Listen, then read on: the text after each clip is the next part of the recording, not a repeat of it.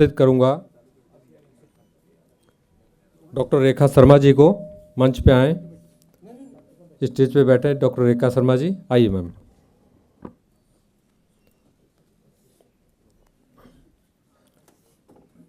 इसी के साथ में मंच पे आमंत्रित करूंगा डॉक्टर सुकृति मंडल जी को। कृपया मंच पे आएँ। डॉक्टर सुकृति मंडल जी बैठे।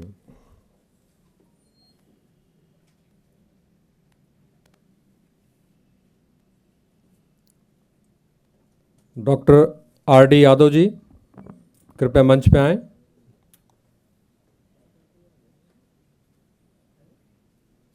आइए डॉक्टर साहब, बैठे बैठिए बैठिए।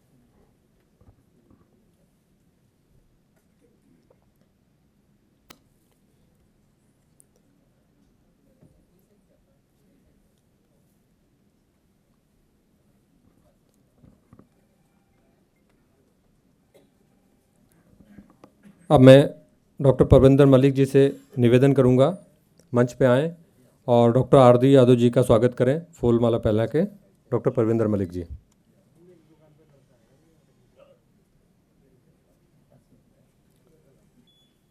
उसको फ्रेम बना के छोड़ दो, चलता रहेगा।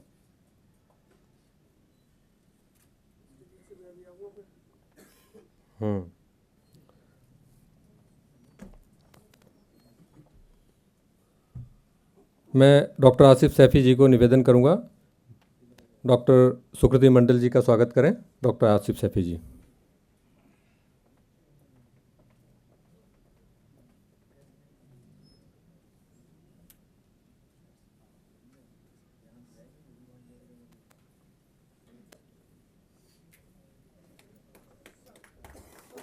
थोड़ा थोड़ा ताली बजाते रहें आप लोग।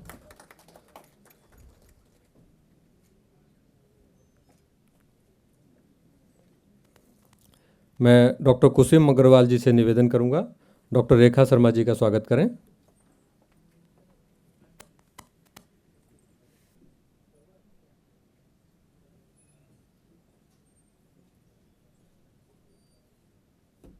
सामने देख।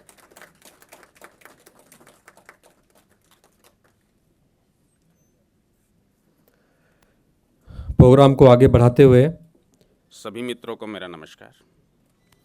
मैं डॉक्टर सिंघानिया, करावल नगर से। मित्रों, मैं आज आपसे एक बात कहना चाहूँगा। इस प्रकार के मंच पर हमें साल में 2 या 3 बार एकत्रित होना चाहिए और आप लोगों से निवेदन है, अप्रैल में गोंडा में सेमिनार होने जा रहा है और कुछ मेरे चिकित्सक भाइयों ने अभी तक रजिस्ट्रेशन नहीं कराया है। आपसे निवेदन करूंगा, आप रजिस्ट्रेशन कराइए और इसी के साथ साथ आपको भगवान राम की नगरी में दर्शन करने का आपको अति बेहतरीन अनुभव होगा। आप आइए, 2 दिन तो लगेंगे, लेकिन हम अन्य कार्यों के लिए भी 2 दिन निकाल लेते हैं।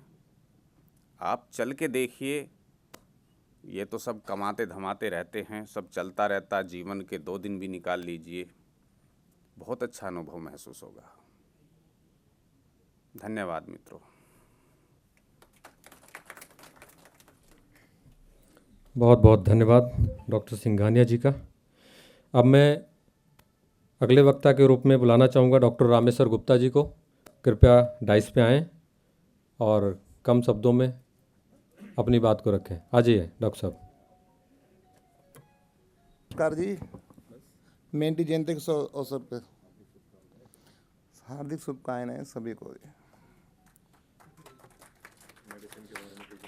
हाँ जी, एक मेडिसिन के बारे में बता रहे हैं हम, पाइल्स के बारे में। आप चाहे तो नोट कर सकते हैं। यदि बादी बवासीर है, A2C5 GE 3rd डाइल्यूशन। यदि कॉन्स्टिपेशन है, S10 C10 और YE लगाएंगे। जो अपना एक्सपीरियंस है हाँ हाँ, जो अपना एक्सपीरियंस है वो फर्स्ट डायलूशन देंगे, ये थर्ड डायलूशन में, और इसका एक भाप में देंगे A2C5GE, जो स्टीम देते हैं, सीड्स बात कहते हैं इसे। सुबह शाम 15-15 ड्रॉप डाल करके वाटर में, वार्म वाटर में ये दीजिएगा, ठीक हो जाएगा पेशेंट। यदि खूनी बवासीर है, van 1+BE third dilution 10 drop दिन में 3 बार देंगे, और उम्मीद करते ठीक हो जाएगा पेशेंट मुश्किल से 1 महीने में ही। बहुत बहुत धन्यवाद डॉक्टर साहब, डॉक्टर रामेश्वर गुप्ता जी का। अब मैं डॉक्टर सिद्दीकी जी को बुलाना चाहूँगा, जो पटेल नगर से आए हैं। अपनी बात को रखें डॉक्टर सिद्दीकी जी।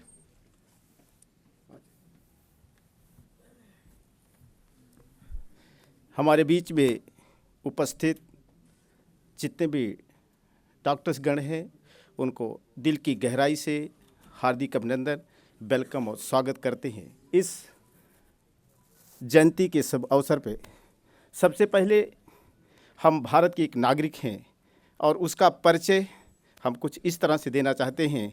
भारत माता की, भारत माता की, वंदे वंदे। साथियों, आज पहली बार मुझे इस डाइस पे आने का मौका मिला है और इसकी वजह से हम आप साथियों के बीच में आज जो डॉक्टर काउंटर सीजर मैथी का जन्मदिन है, उसके शुभ अवसर पर जितने भी साथीगण, जितने भी चिकित्सक बंधु यहाँ उपस्थित हुए हैं, उनको दोबारा हम दिल की गहराई से हार्दिक अभिनंदन, वेलकम और स्वागत करते हैं। धन्यवाद। मैं डॉक्टर R.D. यादव जी को निवेदन करूंगा डाइस पे आएँ और अपने एक्सपीरियंस शेयर करें इलेक्ट्रोहोम्योपैथी के। Doctor R.D. Yadav ji.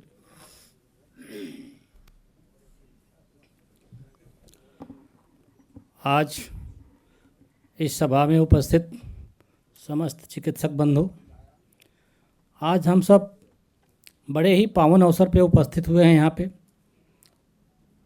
Electro homeopathy के फाउंडर डॉक्टर काउंट सीजर मैटी के जन्म दिवस का ये 216वां दिन है, जिसे हम आज सेलिब्रेट कर रहे हैं। यह बड़े ही खुशी का दिन है और उनके प्रति हमारा आभार भी प्रकट करने का दिन है कि हमें ऐसे सुअवसर उन्होंने प्रदान किया जिसके द्वारा हम मानव समाज की सेवा कर सकते हैं। इसलिए मैं चाहूँगा कि आप सब भी उनको हृदय की गहराइयों से श्रद्धांजलि देते हुए अपने जीवन में इलेक्ट्रो होम्योपैथी को 100% उतारने की कोशिश करें, जो उनके लिए सबसे बड़ी श्रद्धांजलि होगी। साथ ही ये इलेक्ट्रो होम्योपैथी किसी परिचय के लिए अब मोहताज नहीं रही है। हम जितना ही इसकी गहराइयों में जाएंगे, उतना ही बढ़िया सेवा करने का अवसर ये हमें देती रहेगी। हमें थोड़ा सा लगन लगाने की ज़रूरत है। जो समय हमारे पास है, उस समय का सदुपयोग करने की ज़रूरत है। जैसे जैसे हम इसकी गहराइयों में जाएंगे, हम देखेंगे कि हमसे बेहतर कोई नहीं है। इलेक्ट्रो होम्योपैथी आज अगर आपके पास सीखने का अवसर है तो उसे सीखिए और एलोपैथी से आगे निकलने की कोशिश करिए। ऐसा कुछ भी नहीं है इसमें कि ये दवा काम धीमी गति से करती है या स्लो करती है। इस दवा का हमने ऐसा प्रमाण देखा है कि सेकंडों में आपको प्रभावित कर देती है कि हम अपना प्रभाव आपके ऊपर दिखा रहे हैं। इसलिए मैं आप लोगों से अनुरोध करूंगा कि आप लोग इसको जो है दिल से लगन लगा करके जो है अपने जीवन में उतारिए, यह बहुत आगे ले जाएगी।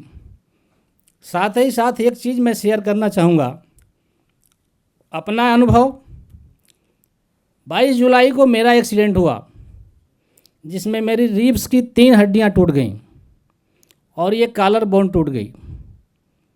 ट्रामा सेंटर में भर्ती हुआ, 25 दिन दवा खाया ट्रामा का, मुझे 1% भी ये नहीं महसूस हुआ कि मेरी हड्डी जुड़ रही है या मुझे दर्द में कोई राहत मिल रही है। लेकिन जब मैंने इस इलेक्ट्रो होम्योपैथी का यूज किया तो हमें पता भी नहीं चला कि रिब्स की जो प्रॉब्लम थी सांस लेने में हमको, वो कब ख़त्म हो गई।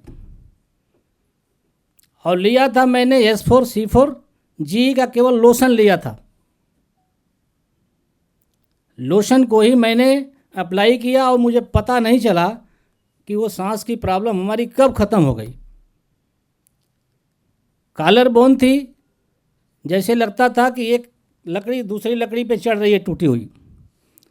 1 हफ्ते के अंदर वो भी जो है क्योर हो गई, वो चीज़ ख़त्म हो गई। जो दर्द था चढ़ने उतरने का, हाथ तो हिलता ही रहता है, लेकिन वो प्रॉब्लम हमारी सॉल्व हो गई। तो इसलिए मैं चाहूँगा, आप सबसे निवेदन भी करूँगा कि आप इसे अपने दिल से अपनाइए और इस पर जो है कि अपनी लगन लगा करके काम करिए। साथ ही जब कभी भी सभा का आयोजन होता है तो हम लोग बड़े सौभाग्यशाली हैं कि हम लोगों को कपिल सर जैसा गाइड मिला हुआ है। नहीं तो कौन कहाँ है किसी को पता नहीं था, लेकिन इन्होंने एक मोती दूसरी मोती से लगाते हुए ऐसे पिरोया कि आज हम 100-200 इकट्ठे जब चाहें तब हो सकते हैं। तो समय का बड़ा महत्व होता है।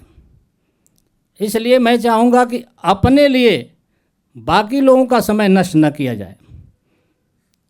एक अध्यापक अगर 1 मिनट लेता है तो 40 बच्चों के क्लास में वो 40 मिनट अकेले खा जाता है 1 मिनट के तरफ। एक बच्चा अगर 1 मिनट लेट आएगा तो वो तो 1 ही मिनट नुकसान करता है, लेकिन एक अध्यापक अगर 1 मिनट लेट आता है तो वो 40 मिनट, और 40 मिनट की ही पीरियड होती है। इसलिए मैं सबसे करबद्ध प्रार्थना करता हूँ कि समय का विशेष ध्यान दीजिए। जिस समय बुलाया जाए समय पर उपस्थित होने का कष्ट करें। धन्यवाद। अपना जो मेरे पे बीता वो अपनी घटना बता रहा हूँ। 2007 वैसे तो मैं 30 साल से इलेक्ट्रोपैथी, आवाज़ नहीं आ रही इसमें, आ रही है? अच्छा, छोटा नहीं। हाँ, एक्चुअली सर मैं 30 साल से मेडिसिन इलेक्ट्रोपैथी मेडिसिन की MR का काम कर रहा हूँ, सप्लाई का। और ये